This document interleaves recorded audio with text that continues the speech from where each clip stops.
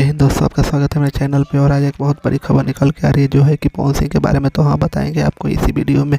आप इस वीडियो को लास्ट तक देखते रहें, आपको बताएंगे पूरी खबर। तो आपने मेरे चैनल को सब्सक्राइब नहीं किया तो सब्सक्राइब और लाइक ज़रूर कर दे दोस्तों। हाँ, तो क्या है पूरी खबर आपको बताते हैं।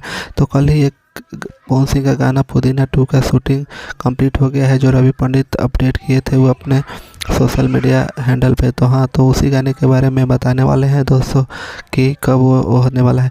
तो वो गाने में पवन सिंह आपको जेसीबी के बकेट में बैठे हुए दिखाई देंगे। हाँ दोस्तों, एक फ़ोटो वायरल हो रहा है जिसमें पवन सिंह बकेट में बैठे हुए शूट कर रहे हैं। तो उसी गाने का हो सकता है, ऐसा माना जा रहा है, जिस गाने का नाम है पुदीना 2।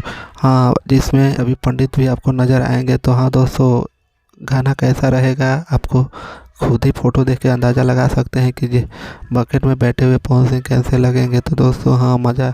ऐसे ही खबरों के लिए हमारे चैनल को सब्सक्राइब कर ले दोस्तों, क्योंकि सबसे पहले भोजपुरी की हर खबर हमारे चैनल पे आपको मिलेगी।